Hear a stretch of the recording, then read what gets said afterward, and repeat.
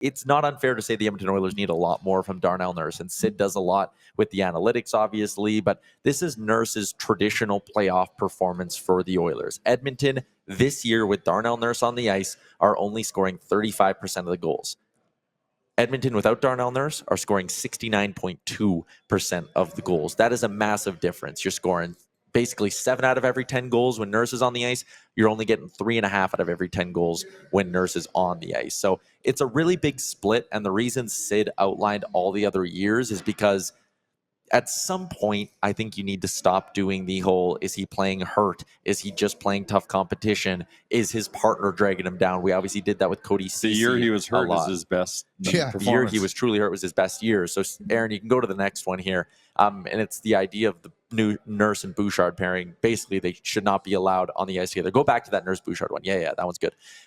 Nurse and Bouchard together have an expected goal share of 58%, but an actual goal share of 38%. So you can look at that and say, okay, the process is actually decent here, but what's actually happening on the ice is not. That could be a bunch of things. That could be tough shooting percentage, luck on the other end of the ice. That could be your goalie not making a timely save for you. This could also just be the fact that they give up a lot of sneaky grade A chances that maybe don't get graded out that way in the analytics. Either way, the process is okay with them, but the goal share is horrendous. I think they're unplayable as a duo right now. Bouchard without Nurse has been nothing short of elite in these playoffs. The expected numbers are great. The actual numbers are great. When he's on the ice, way more good stuff is happening than bad stuff. Nurse without Bouchard, though, that's where the concern is, because look how much Bouchard actually props up that expected goal number for Darnell Nurse. When Nurse is out there with Bouchard, it's bad. When Nurse is out there without Bouchard, it's somehow even worse. And I don't think you have any choice but to play Darnell Nurse through it. But my concern here and my one big take would be, after 3 years of the numbers not being good, how can you be confident that it is going to change? So, yeah, you're right. What do you do then?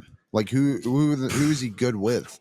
Because he obviously has to play. We don't have enough players. I'd play him with Stetcher tonight, and I'd probably limit the minutes pretty significantly here, and I'd go Klingberg and Wallman in the O-zone, and I'd play Kulak and Bouchard together as your number one pair. Do we know when Nurse starts most of his shifts?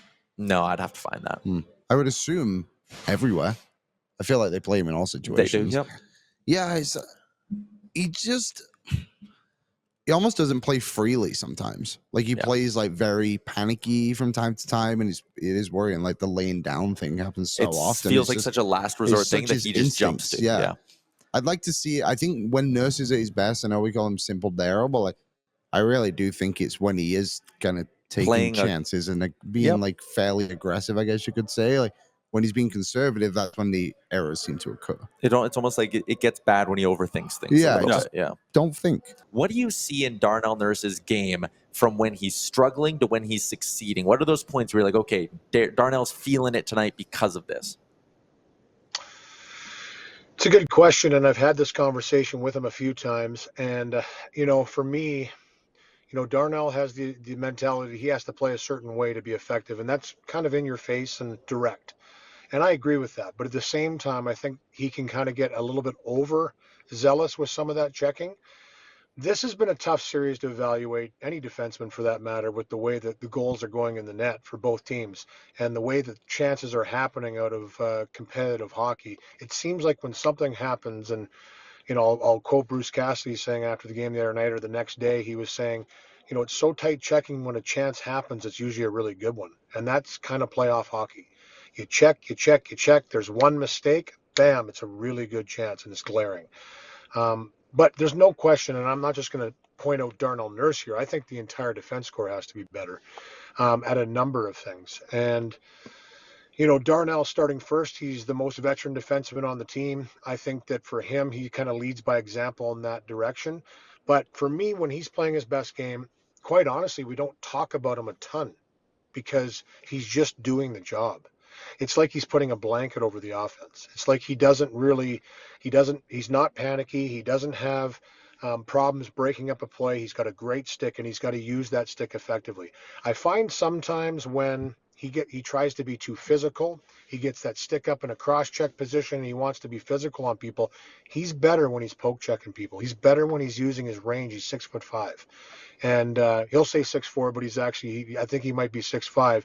When he's using that range and using his skating ability in the correct manner, he can control a gap with anybody. But when you start running up and looking for hits or looking to kill a play immediately, sometimes you get out of position, and that's where right now the Edmonton Oilers are getting killed off the rush.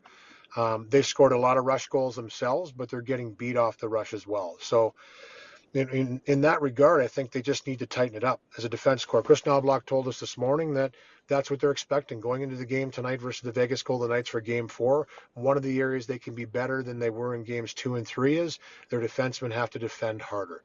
And what he means by that is just, you know what, be on your toes, be assertive, use your stick, keep your gaps, and just defend. You know, don't try and do too much offensively. Don't try and make that Hail Mary pass out of the zone where it's going to get picked off. It's going to be a turnover. Play simple, hard hockey, but defend hard. And we'll see if they can accomplish that because they're going to have a Vegas team coming at them pretty aggressively. But, yeah, you know, for Darnell, it seems like every mistake he makes right now is ending up in the back of the net. And you have times like that. And there's certainly situations where over the course of a season, you just go through spans where it doesn't seem to matter what you're doing. It's ending up in your net sometimes, or it's a great chance against. But, you know, I think that if you've watched him over the years, when he does settle in, does get into a series, he makes things happen. I expect him to have a better performance, as I do everybody for Edmonton. I'm not putting this on any individual players. Leon Draisaitl had a tough night the other night.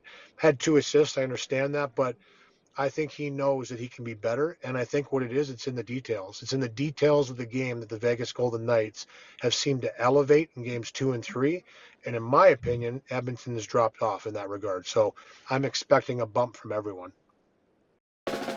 What's up, Nation citizens? If you like that video, then you need to be subscribed to the Oilers Nation YouTube. Podcasts, live shows, exclusive interviews, and analysis. Everything you need from your favorite voices at Oilers Nation. And you don't want to miss any of it, so hammer that subscribe button.